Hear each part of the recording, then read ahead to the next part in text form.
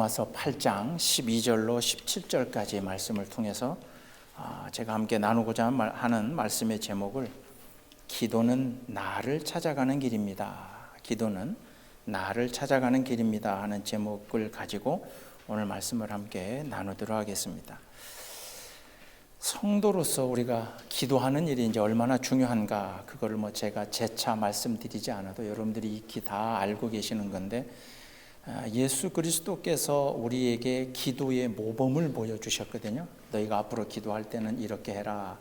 그래서 우리가 지금 매주 목요일 날 성경 나눔 시간에도 나누고 있는데, 예수님께서 이 땅에 오셔서 우리가 오늘 이제 예배 때마다 주기도문이라고 외우고 있는 그 기도의 모범을 마태복음 6장하고 누가복음 11장에서 이렇게 앞으로는 기도해라 라고 가르쳐 주셨어요. 근데 그 마태복음 6장에서는 그 예수님이 기도를 가르쳐 주시기 바로 직전에 당시 유대인들이 이렇게 폼 잡고 기도하는, 다른 사람에게 막 자기를 드러내고자 하는 모습의 어떤 기도, 그러니까 자기를 영어로 이제 쇼업한다 그러죠. 막 드러내는 기도를 꾸짖으시고 난 다음에 마태복음 6장에서는 너희가 앞으로는 이렇게 기도하라 하면서 하늘에 계신 우리 아버지여 이렇게 시작하는 주기도문을 가르쳐 주셨고요. 누가복음 11장에도 예수님이 주기도문을 가르쳐 주시는데, 누가복음 11장에서는 예수의 한 제자가 와서 예수님께 기도를 요구합니다. 이게 뭐라 그러냐면, 예수님에게 이렇게 세례를 주셨던 그 세례 요한은 자기 제자들에게 기도를 어떻게 하는지 방법을 쭉 가르쳐 줬는데요, 예수님 우리에게도 좀 기도의 방법, 기도를 좀 가르쳐 주세요. 그렇게 누가복음 11장에서 한 제자가 요구를 하니까 예수님이 너희는 이렇게 기도하라 라고 하면서 바로 아버지여 라고 시작되는 주기도문을 이제 예수님이 말씀해 주셨거든요. 마태복음의 주기도문을 우리가 이제 예배 때마다 외울 때마다 정식으로 그 형식을 그대로 외워서 우리가 기도를 드리는데, 저는 이제 누가복음에서 한 제자가 예수님께 예수님 우리에게도 좀 기도 방법을 가르쳐 주세요. 그 제자는 어떤 마음으로 그 질문을 던지고 예수님께 그걸 요청했을까 생각을 해보면, 이미 유대인들은 기도하는 방법도 알고 방식도 알고 그들이 해야 되는 기도의 여러 형식들이 있었습니다.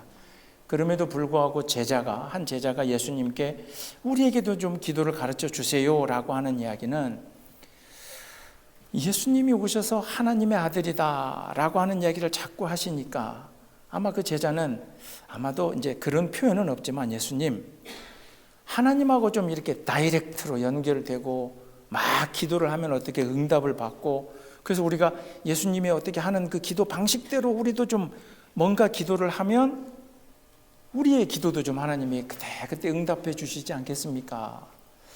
아마 어떤 기도의 특별한 방법과 능력과 어떤 그런 것을 요구하면서 기도를 좀 가르쳐 달라라고 이야기했던 것 같아요. 그런 제자 앞에서 예수님이 우리가 외우고 있는 주기도문을 가르쳐 주셨는데, 그 첫 번째가 바로 마태복음 6장에서는 하늘에 계신 우리 아버지여 라고 시작을 하고, 누가복음에서는 그렇게 질문하는 제자에게 너희가 앞으로 이렇게 기도하라 라고 하면서 바로 아버지여 라고 하는 말로 기도를 시작하는 내용을 가르쳐 주십니다. 결국 그것은 어떤 이야기냐면, 특별하게 어떤 응답받는 기도, 특별하게 뭔가 대단한 기도, 특별한 어떤 방식과 형식의 기도, 기도의 방식과 형식과 이런 것이 중요한 게 아니라, 기도는 기도하는 사람이 내가 누구에게 기도를 하고 있고 내 기도를 받으실 분과 나의 관계가 무언가, 이것을 먼저 고백하면서 하는 기도가 주님이 가르쳐 주신 올바른 기도다 하는 거죠. 그러니 예수님이 하신 말씀은 바로 네가 기도하기를 원한다면 하나님을 아버지라 부르라 하는 거죠. 네가 기도에 응답받기를 원한다면 하나님을 아버지라 부르라. 하나님을 아버지라 부른다면 그렇게 부르는 사람은 하나님의 자녀가 된다는 거죠.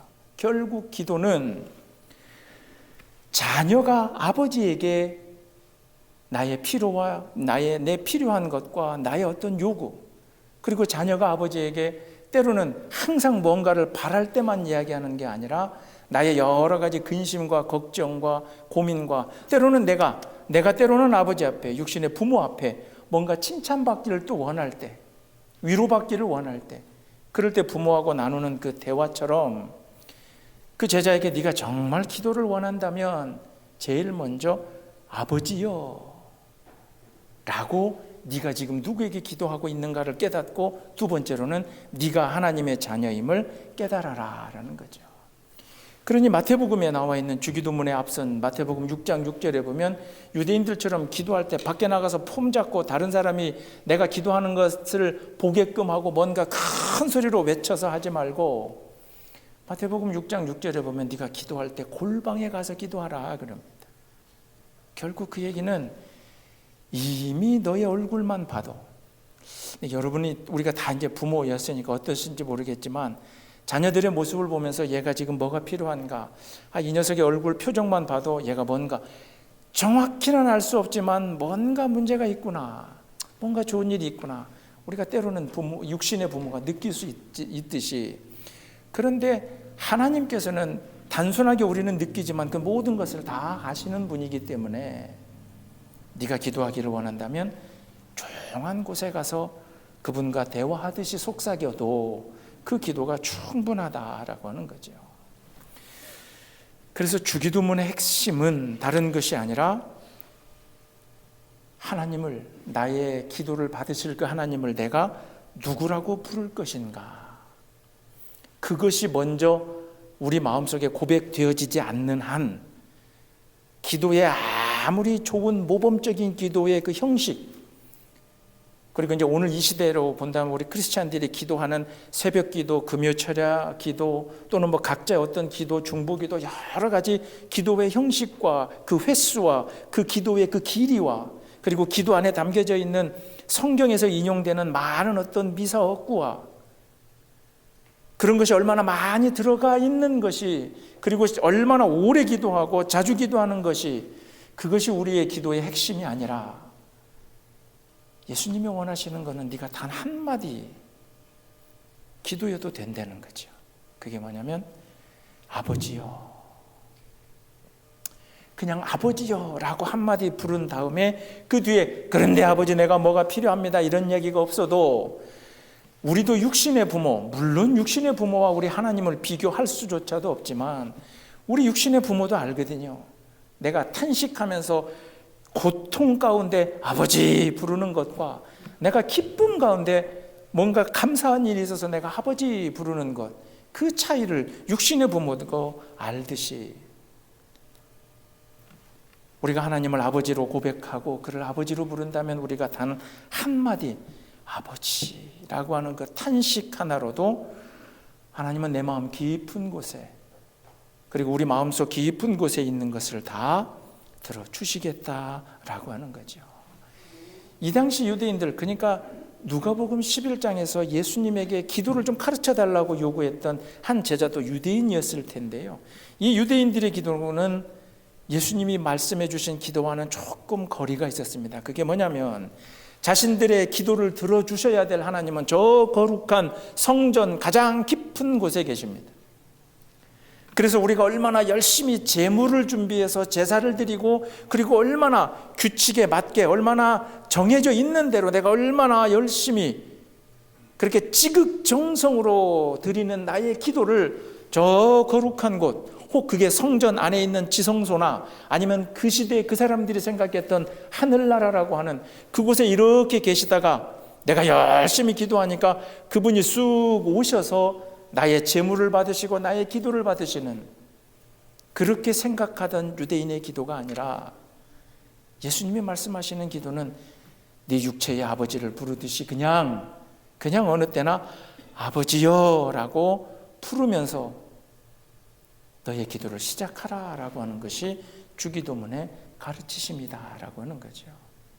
그런 여러분들이 기도하기를 원하신다면, 그리고 목사님 저도 좀 기도를 모르겠습니다, 잘한다는 기준이 뭔지 모르겠지만 기도를 좀 잘하고 싶고 기도를 좀 하고 싶고 기도를 좀 오래 하고 싶고, 그런 모든 질문을 혹시 저에게도 목사님 어떻게 기도해야 됩니까? 라고 물어본다면 제가 드릴 수 있는 말씀은 딱 한 가지입니다.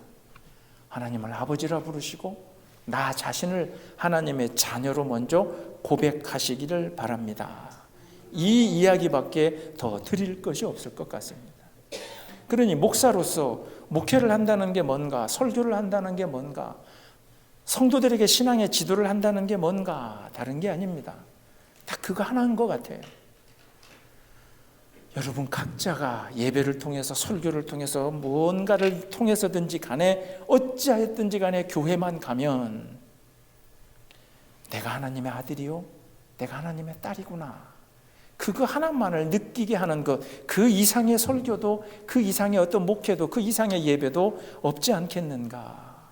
그래서 우리 양우리교회에 와서 예배드리는 여러분 모두가는 항상 마음속에 하나님을 아버지라고 시도 때도 없이 부를 수 있는, 나는 하나님의 거룩한 자녀다라고 고백하는 은혜가 있기를 주님의 이름으로 축원합니다.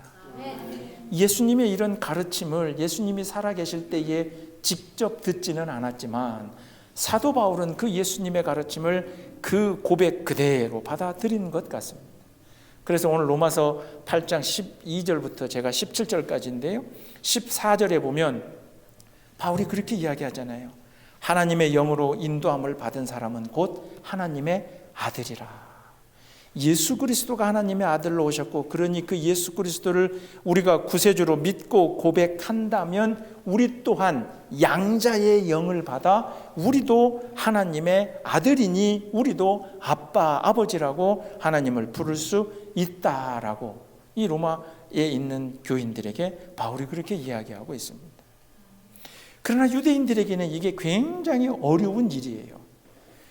제가 지난 목요일에도 말씀드렸지만 우리 크리스찬들에게는 하나님 아버지 이 표현이요 그냥 입에 붙어 있잖아요. 그런데 사실 넌 크리스찬들, 그리고 막 기독교에 들어오시기를 원하시는 분들은 이게 조금 낯설어요. 야, 저렇게 아버지 소리가 저렇게 쉽게 나오나. 근데 시간을 돌려서 이 예수님 시대에는 유대인들에게는 그게 단순하게 그냥 어려운 정도가 아니라 어찌 보면은 해서는 안 될 일처럼 여기기도 했어요. 왜냐하면 유대인들이 가지고 있는 10계명의 제3계명에 뭐라고 되어 있어요? 하나님의 이름을 망령되이 함부로 일컫지 말라. 그들은 그 계명을 잘 지키기 위해서 하나님을 상대로 직접적으로 나의 아버지 이러면서 대화하듯이 감히 하나님을 부르지 못했어요. 물론 구약 성경에 보면 하나님 아버지라고 하는 표현이 등장하기는 하는데 그 아버지라고 하는 표현도 마치 직접 내가 아이고 아버지 이렇게 나와 그 아버지를 상대로 대화하는 게 아니라 하나님을 표현할 때 제3자적인 표현으로 그렇게 이야기를 하거든요. 그래서 이 유대인들은 하나님을 부를 때 직접 아버지 부르지 못하고, 우리도 늘 그렇게 이야기하지만 하나님은 나의 피난처시요, 나의 방패시요, 나의 막루가 되시고, 나의 도피처가 되시고, 나의 반석이 되시고, 이렇게 하나님을 은유적으로 그렇게 대신해서 그 이름을 불렀다는 거죠. 그러나 출애굽기 3장 14절에 보면 하나님의 이름이 뭡니까? 라고 물어보는 모세에게 하나님이 분명하게 말씀해 주셨어요. 나는 스스로 있는 자다. 나는 스스로 있는 자다라고 하는 그 내용을 히브리어로 그대로 적어보면 우리의 발음으로 야훼가 되는 거거든요. 그래서 우리는 야훼 하나님 이렇게 늘 서슴없이 이야기하지만 유대인들은 그 야훼라고 하는 이름 부르기에도 힘들었다는 거죠. 유대인들은 그 하나님을 부를 때 야훼라고 하는 하나님이 모세에게 가르쳐 주셨던 나는 스스로 있는 자다라고 하는 그 야훼라고 하는 이름 부르기도 어려워서 이 유대인들은 그들의 기록이나 그들의 성서에 보면 이렇게 되어 있습니다. 나의 주님이라는 뜻으로 히브리어 아도나이라고 하는 표현으로 하나님을 부릅니다. 원래 하나님이 나는 스스로 있는 자다라고 하는 야훼라고 하는 그 말씀을, 그 이름을 주셨음에도 불구하고 그 하나님을 직접 부르지 못하고 나의 주님이라고 하는 히브리어의 아도나이라고 이렇게 그 이름을 달리 불렀다는 거죠. 그렇게 어렸을 때부터 훈련받아 왔던 유대인들에게, 그 유대 출신의 제자에게 예수님이 말씀해 주신 거죠. 야, 기도하기를 원하면 지금부터 네가 기도하는 그 대상인 하나님을 아버지라고 불러라. 그것도 반복해서 아빠, 아버지라고 그렇게 먼저 불러야 너의 기도가 시작이 된다라고 예수님이 가르쳐 주신 거죠. 유대 출신의 철학자 마틴 부버가 이런 이야기를 합니다. 사람이 사람과의 대화를 할 때 앞에 있음에도 불구하고 그 사람을 나와 동일한 인격체로 보지 않고, 즉 영어로 이야기하면 I와 you, 내 앞에 있는 당신, 이렇게 서로 대화를 해야 되는데 많은 사람들이 I와 내 앞에 있는 you가 당신임에도 불구하고 I와 it로, 마치 사물이나 다른 거를 이야기할 때 그 it로 대한다. 이게 어떤 의미인지 제가 좀 쉽게 설명을 드리면 이런 거예요. 요즘 자녀들하고 여러분들이 가끔 대화하실 때 그러죠. 내가 분명 아들 녀석하고 대화하고 있는데 아들은 전화기를 하느라고 고개는 어디가 있어요? 전화기에가 있어요. 그렇다고 엄마 아빠하고 대화를 안 하는 건 아니에요. 그죠? 하기는 합니다. 그런데 고개는 숙이고 알았어. 이게 바로 19세기 20세기 초반에 마틴 부버가 이야기한 다른 사람하고 관계를 맺을 때 내 앞에 있는 사람과 직접적인 인격적인 관계를 맺으라라고 하는 가르침이거든요.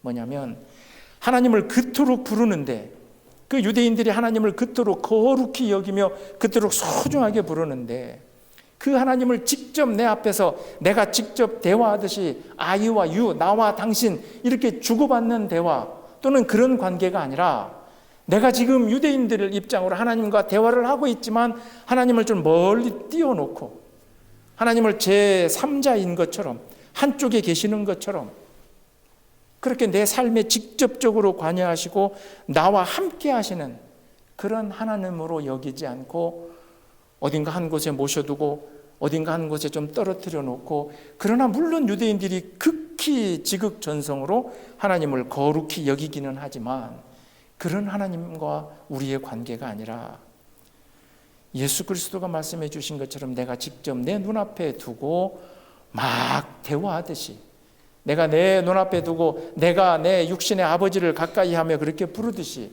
그런 관계로 하나님을 부르고 아버지라 부르고 그렇게 기도하라라고 하는 거죠.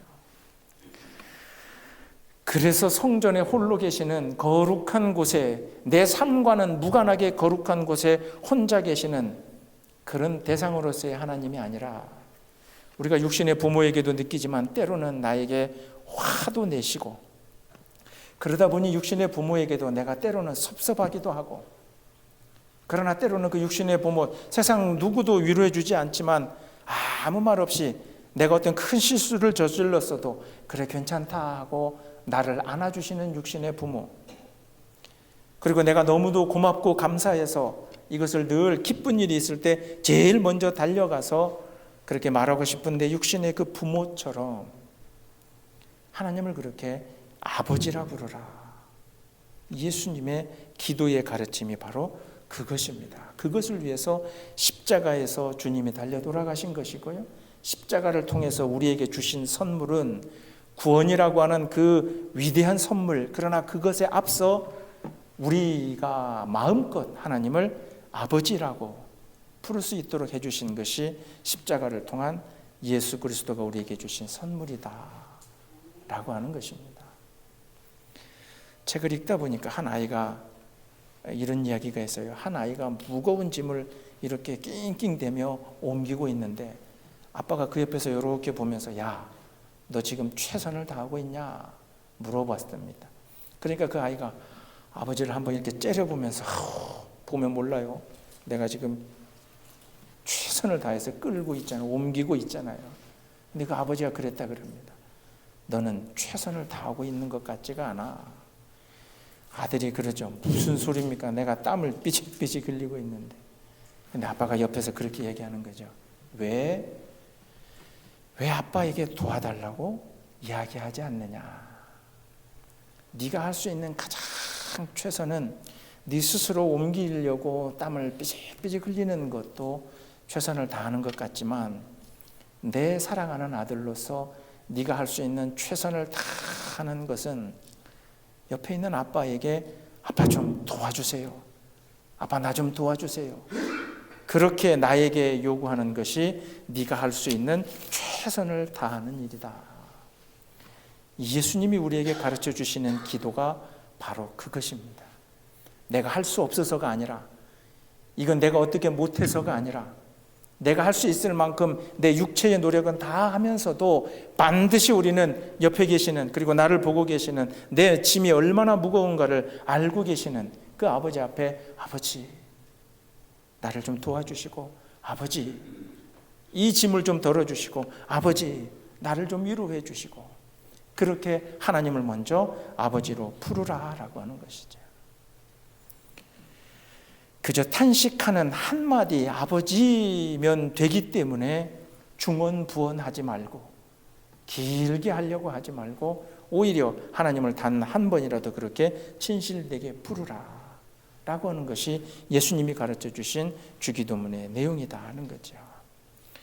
시편 63편 1절에 그렇게 되어 있습니다. 하나님이여, 주는 나의 하나님이시라. 내가 간절히 주를 찾되 물이 없어서 마르고 곰핍한 내 영혼이 주를 갈망하며 내 육체가 주를 앙모하나이다. 아버지라고 기도하면서, 기도를 시작하면서 내가 하나님을 부를 때의 그 간절함은, 지금 내가 몇 날 며칠을 물을 마시지 못해서 내 육체가 갈급해서 당장 타들어가는, 물이 없으면 당장 죽을 것 같은 나의 그 절박한 심정을 가지고 하나님 앞에 내가 할 수 있는 일이든 내가 할 수 없는 일이든, 또는 내가 감당할 수 있는, 내가 감당할 수 없는 그 어떤 것이든지 간에 아버지라고 하며 하나님을 부르는 것에서부터 우리의 기도가 시작이 되고, 그 기도에 대한 응답은 자식을 사랑하지 않을 수 없는 하나님의 존재, 그리고 그 사랑을 자식에게, 우리 자녀에게, 바로 저와 여러분에게 늘 주시려고 기다리시는 하나님 앞에 내 모든 것을 맡기는 것이 우리의 기도다라고 하는 거죠. 그 안에서 능력이 나오는 줄로 믿습니다. 1930년대부터 1970년대까지 인도에서 열심히 선교를 했던 스탠리 존스라고 하는 선교사님이 계십니다. 1961년에 간디 평화상이라는 상도 받고요. 이분이 쓴 책이 이제 인도의 길을 걷는 예수님이라고 하는, 자신의 이 당시의 모든 청춘과 자신의 모든 것을 인도 땅에, 여러분 잘 아시는 것처럼 지금도 그 인도 땅에 기독교가 들어간다는 것이 그들이 가지고 있는 종교 때문에 굉장히 어렵잖아요.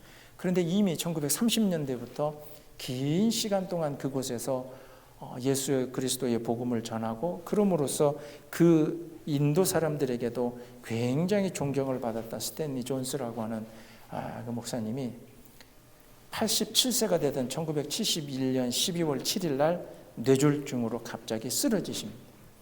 근데 이제 그 당시에는 인도가 아니라 미국에 와 계셨는데 87세에 그 보스턴에서 뇌졸중으로 쓰러져서 5시간 넘게 방치되다가 다른 사람에게 발견돼서 급히 병원에 옮겨지게 됩니다. 근데 그 보스턴 병원에서 스탠리 존스 목사님이 이제 한쪽이 마비가 오기 시작을 해가지고 어눌한 그 말투로 의사 선생님을 붙잡고 이렇게 이야기합니다. 저를 좀 이렇게 치료하러 오실 때 내 베드, 내 침대에 올 때마다 좀 이렇게 말해주세요. 근데 그 말해달라고 하는 센텐스가 뭐냐면, 예수의 이름으로 명하노니 스탠리 존스야 일어나라. 예수의 이름으로 명하노니 스탠리 존스야 일어나라. 이렇게 요 센텐스를 나한테 올 때마다 좀 얘기해 주세요. 그러니 그 의사가 그랬답니다. 나는 베드로도 아니고요, 나는 요한도 아니고요, 그리고 내가 예수도 아닌데 감히 어떻게 선교사님한테, 그것도 연세가 87세인데 물론 뭐 영어겠지만 스탠리 존스야 예수의 이름으로 일어나니 명하노니 일어나라, 이걸 제가 어떻게 합니까? 근데 이 스탠리 존스가 의사에게 뿐만 아니라 자기에게 이제 주사를 놔주고 또 혈압을 재러 오는 간호사들에게도 똑같은 얘기를 했답니다. 나한테 올 때마다, 내 베드에 올 때마다 예수의 이름으로 명하는 이 스탠리 존스야 일어나라. 그 이야기를 꼭 해달라 그래요. 그러니까 이 의사나 간호사들이 처음에 머리를 긁으면서 이게 왜 이러신데, 근데 그냥 또 해달라고 하니까 매번 올 때마다 처음에는 조금씩 했대요. 살짝 빠르게 지나가면서 예수 이름으로 명하는 스탠리 일어나라 대충. 근데 그때마다 이 스탠리 존스 목사님이 몇 줄 중에 와서 힘을 집중할 수 없지만 최대한 힘을 다해서 마지막에 그 의사가 얘기하는 예수의 이름으로 명하노니 스탠리 존스에 일어나라 라고 하는 그 끝에 아멘 아멘 이분이 2번 그렇게 계속 했답니다. 하루하루 지나가니까 이제 간호사들도 조금 신이 났나 봅니다. 간호사들도 거기 갈 때마다 주사를 줄 때마다 나사렛 예수의 이름으로 명하는 이 스탠리 존스 일어나라. 이 스탠리 존스는 아멘 아멘. 예상이 되시겠지만 6개월 후에 기적 같은 일이 일어나서 실제로 스탠리 존스 목사님이 그 침대에서 일어나셨답니다. 그리고 사실은 87세에 이제 인도 선교를 마치고 미국에 들어와 있다가 그런 일이 벌어진 건데 87세에 그 일을 겪고 바로 병원에서 나오자마자 당신이 청춘을 바쳤던 그 인도 땅에 돌아가서 1년 딱 더 사시고 88세에 그 인도에서 순교하시게 됩니다. 그분이 이제 왜 그렇게 했는지에 대한 구체적인 설명은 없지만 저는 이해가 될 것 같아요. 일평생을 살아오면서 다른 사람들에게 복음을 선포하기만 했죠.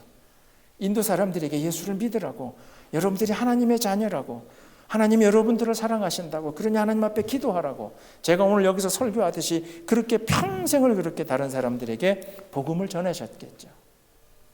그러나 이 목사님 저도 공허하게 느끼고 있는 것 중에 하나가 과연 나는 나를 누구라 얘기하고, 과연 나는 그런 이야기들을 누구에게 듣고, 나는 과연 어느 순간에 그런 명령을 듣고 내가 아멘이라고 이야기하나. 저는 그 스탠리 존스 목사님의 마음이 이해가 되더라고요. 하나님 앞에 간절하게 기도하는 것, 기도의 형식과 내용도 중요하지만 그러나 가장 중요한 것은 아버지면 됩니다. 하나님이면 됩니다. 나를 사랑하시죠. 나를 사랑하지 않을 수 없는 분임을 내가 알고 있습니다. 하나님, 그러니 내가 아버지라 부르겠습니다. 라고 하는 그 신앙의 고백. 오늘 여러분들의 기도 가운데 가장 간절하고 처절하게 먼저 그 아버지를 부를 수 있는 은혜가 있기를 주님의 이름으로 축원합니다. 다른 사람들이 나를 목사로 불러주는 거, 다른 사람들이 나를 장로로 권사로 불러주는 거, 그거 하나도 중요하지 않습니다. 우선은 내가 나를 먼저 누구라고 이야기하느냐라고 하는 거죠. 하나님을 아버지라고 부른다면 나는 하나님의 자녀입니다. 하나님을 아버지라고 다른 사람 앞에서 떳떳하게 부르려면 나는 하나님의 아들이요 하나님의 딸입니다. 어찌 보면 육체의 사춘기가 올 때에 나는 누구인가라고 하는 질문을 던지듯이 우리 신앙의 사춘기를 여러분들은 한번 반드시 겪어야 되실 줄로 믿습니다. 내가 정말 나를 하나님의 아들이라고 내가 스스로 불러왔는가? 내가 하나님의 딸이라고 내 스스로 그렇게 여기고 하나님을 서스럼 없이 부담 없이 그 어느 때나 기쁠 때나 슬플 때나 내가 뭔가 필요할 때 아버지라고 내가 찾아가며 내가 엎드리고 내가 매달리며 그렇게 내가 하나님을 아버지라며 내가 불러본 적이 있는가?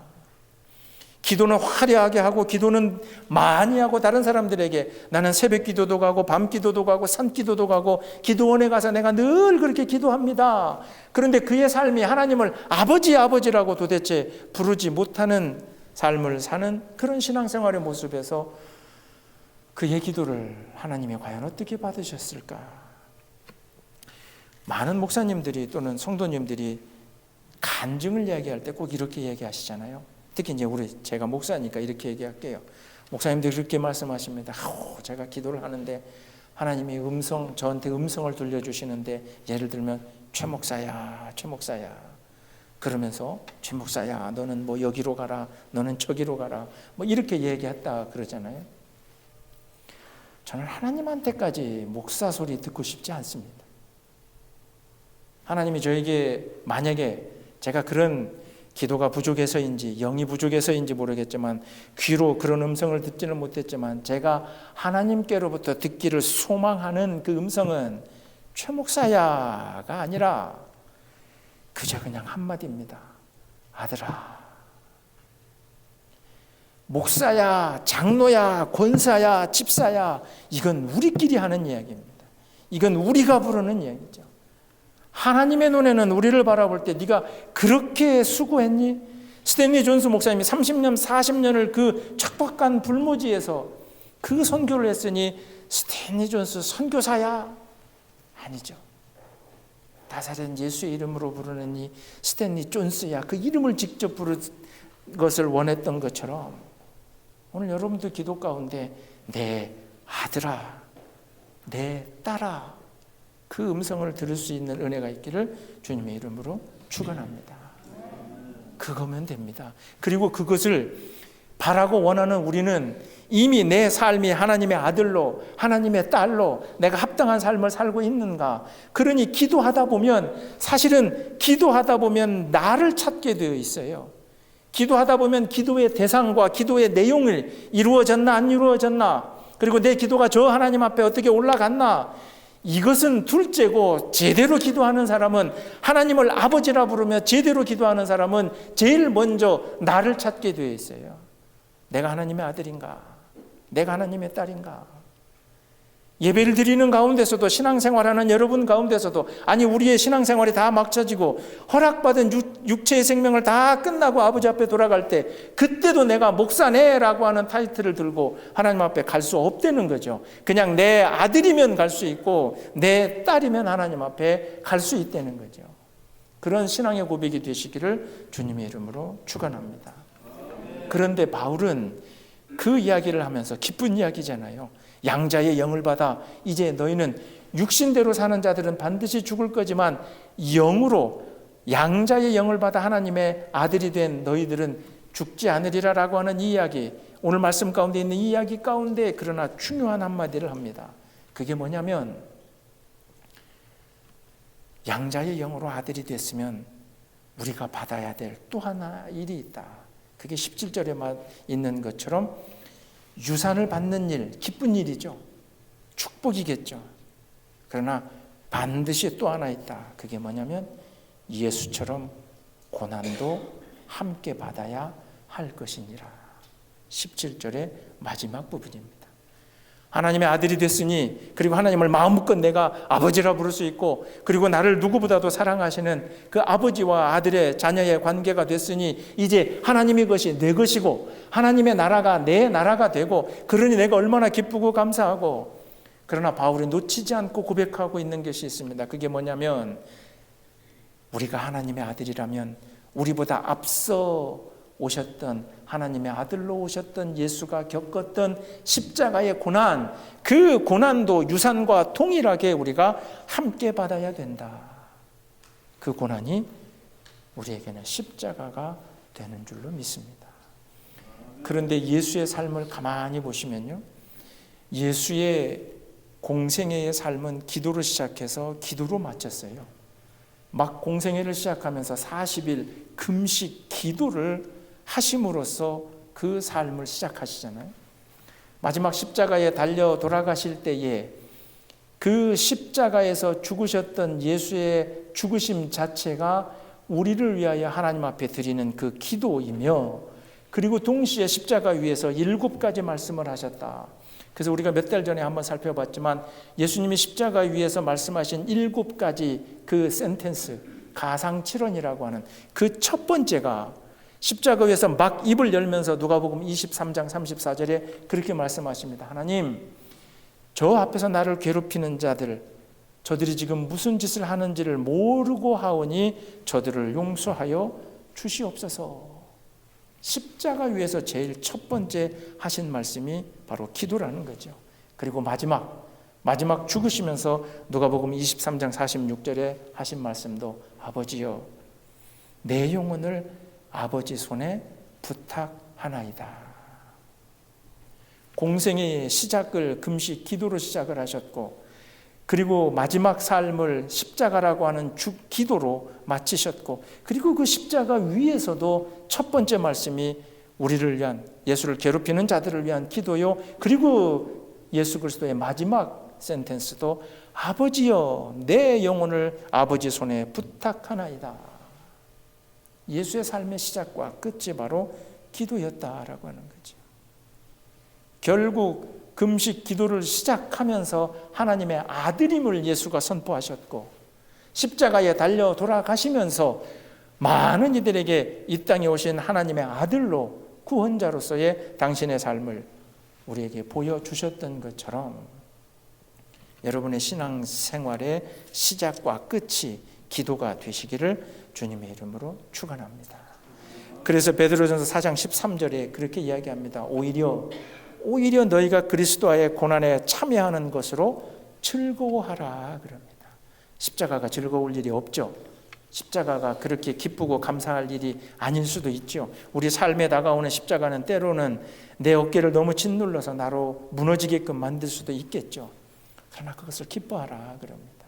그것이 하나님의 아들, 딸로서 우리가 받아야 될 축복과 영광, 그것과 동일한 크기와 무게만큼 우리가 짊어져야 될 십자가다는 거죠. 제가 오늘 이 말씀을 시작하면서 누가복음 11장에 예수님에게 기도의 방법을 요구하는 제자에게 첫 번째로 아버지라, 하나님을 아버지라고 부르라 하는 것으로 시작했다 그랬습니다. 여러분의 기도를 통해서 여러분이 누구인가를 다시 한번 찾아가는 그런 거룩한 시간이 되시기를 주님의 이름으로 축원합니다. 나의 기도가 어떻게 드려지고 있느냐가 중요한 게 아니라 나의 기도가 어떤 모습으로 어떤 형식으로 얼마나 길게 얼마나 자주가가 아니라 기도하는 내가 누구인가? 나는 누구에게 기도하고 있는가? 나의 기도를 받으실 하나님을 내가 아버지라고 부를 수 있는가? 아니, 내 삶을 스스로를 하나님의 아들과 딸이라고 내가 그렇게 고백해 왔는가? 여러분을 먼저 발견하시고 기도가 시작되어지기 전에, 기도가 진행되어지기 전에 하나님, 부족한 아들 여기 왔습니다. 하나님, 죄 많은 딸 여기에 왔습니다. 하나님, 세상에서는 나를 이러저러한 이유들로 소중하게 여기는 것 같지 않습니다. 그러나 아버지, 세상 그 어느 곳에서도 나를 귀하게 받아주지 않지만, 그러나 아버지는 나를 외면하지 않고 아버지는 나를 받아주실 줄 믿습니다. 그 아버지 앞에 내가 엎드립니다 하는 그런 간절한 아버지를 부르는, 그래서 내가 하나님의 아들, 딸입니다 라고 하는 것을 발견하는 그런 기도 생활이 되시기를 주님의 이름으로 축원합니다. 너는 하나님을 아버지라고 부르라 라고 하는 예수의 이 명령이 우리의 기도의 시작이 됨을 고백하시고, 아버지 부르는 한마디로 하나님 앞에 무릎 꿇을 수 있는 저와 여러분, 우리 양우리 교회가 되시기를 주님의 이름으로 축원합니다. 기도하겠습니다. 하나님 아버지, 감사합니다. 예수 그리스도의 십자가를 통해서 저희의 입술을 통하여 감히 하나님을 아버지라고 부를 수 있는 길을 열어주셨건만, 저희들 아버지, 하나님을 아버지라 부르지 아니하고 때로는 다른 곳에 모셔두는 또 다른 신의 하나로 여긴 것은 아닌가, 이 시간 회개하오니 용서하여 주시옵소서. 세상은 알 수도 없고 받아주지도 않는 나의 연약함, 나의 필요함, 나의 부족함을 오직 아버지께서는 때로는 회초리를 드시고 때로는 눈물 같이 흘려주시며 나를 감사하게 깊이 있게 안으시는 하나님 아버지의 손길 앞에 저희들 삶의 모든 것을 맡길 수 있는 저희들이 되게 하여 주시옵 줄 믿사오며 이 모든 말씀 예수님 이름으로 기도드리옵나이다. 아멘.